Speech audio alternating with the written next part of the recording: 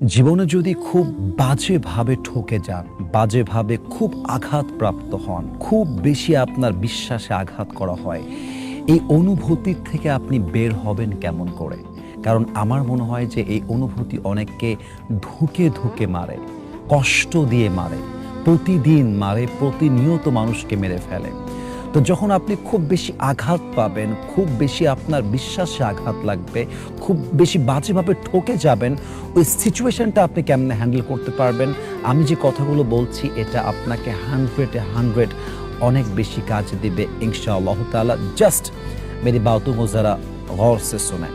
প্রথম কথা, যদি আপনি খুব বাজেভাবে ঠকে যান, ঠকে যাওয়াকে আপনি আপনার লাইফের কষ্টের কারণ নয়, সুখের কারণ বানাবেন। আল্লাহকে বলবেন, আল্লাহ তুমি আমাকে যে শিক্ষা দিয়েছ, আমার শিক্ষা হয়ে গেছে। আমি বুঝে গেছি আমার আপন তুমি ছাড়া আর কেউ নেই আল্লাহ, আমার আপন তোমার নবী ছাড়া আর কেউ নেই আল্লাহ। আমি আমার লাইফের এই ঠকে যাওয়াকে just as a lesson accept করলাম যে এটা আমার জীবনের শিক্ষা, এটা আমার জীবনের এমন কোনো পার্ট নয় যেটা নিয়ে ভেবে আমি আমার ফিউচার নষ্ট করব। এটা আমার লাইফের এমন কোনো ইনসিডেন্টস নয় যে এটা নিয়ে ভেবে আমি আমার বর্তমান টাইমটাকে এনজয় করা বাদ দিয়ে নষ্ট করব। I just have to take it as a lesson in my life. এটা আমার জীবনের জাস্ট একটা শিক্ষা, আর বড় কোনো কিছু নয়। শিক্ষাটা কেমন করে? আমি ভাববো এরপরে আমি যখন কাউকে বিশ্বাস করব, বুঝে শুনে করব।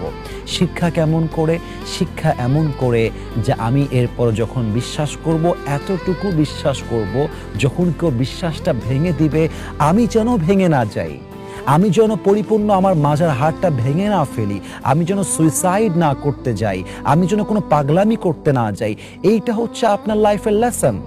জীবনে বড় হতে চাইলে মাজি কো ভুলনা হ্যায়, जो हो गया उसमें जीना नहीं है, अब जो होने वाला है उसमें जीना है, इस हालत में जीना है। যারা অতীতে জীবন যাপন করে তারা তাদের লাইফে আগে যেতে পারে না। তো আপনি ঠকে গেছেন, it is your past, don't think about it a lot, just take it as a lesson and move on to the next. ভুলে যান, যা হওয়ার হয়ে গেছে শিক্ষা হিসেবে নেন, ভুলে যান, আগামীর কাজ করেন। এখন কি করতে পারেন? Take action in this time, at this moment. এখন যা করা যায় এখনই করতে হবে। যা হয়ে গেছে এটা শিক্ষা ছাড়া আর কিছু নয়, 1 নাম্বার কথা। 2 নাম্বার কথা, যখন আপনাকে কেউ ঠকায় আপনি মন খারাপ না করে আল্লাহর কাছে শুকরিয়া তান করবেন যে আলহামদুলিল্লাহ আল্লাহ তুমি আমাকে শিখাই দিয়েছো যে আসলে কাকে বিশ্বাস করা যায়, কাকে বিশ্বাস করা যায় না। তুমি আমাকে বুঝাই দিয়েছো আসলে আমার কে আপন, আসলে কে আমার আপন নয়। আর শুকরিয়া আদায় করবেন কেন?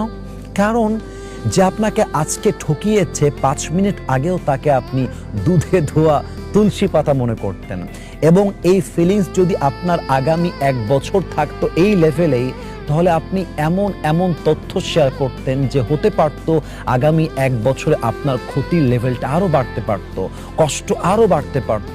আল্লাহর শুকরিয়া যে আল্লাহ আপনাকে আগেই বুঝিয়ে দিয়েছে।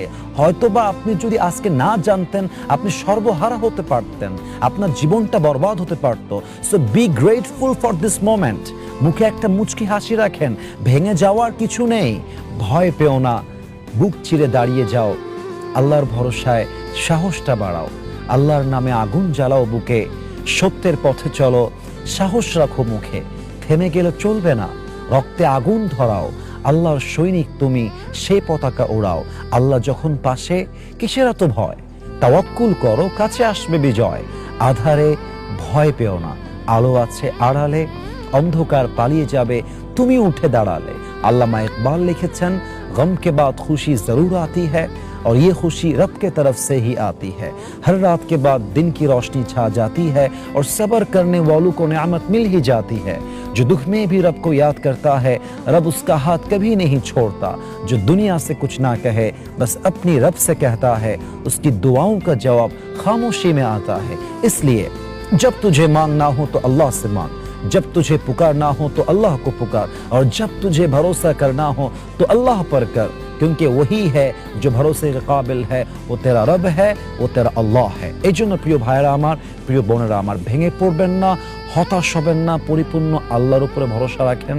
দেখবেন আপনার ভেঙে যাওয়ার কারণটাই আপনার গড়ে যাওয়ার কারণ হবে ইনশাআল্লাহ তাআলা। আল্লাহ আমাদের সবাইকে মানা বোঝা এবং আমল করার তৌফিক দান করুক, আমিন। ওয়া আখির দাওয়ানা আলহামদুলিল্লাহি রাব্বিল আলামিন। আসসালামু আলাইকুম ওয়া রাহমাতুল্লাহি ওয়া বারাকাতুহু।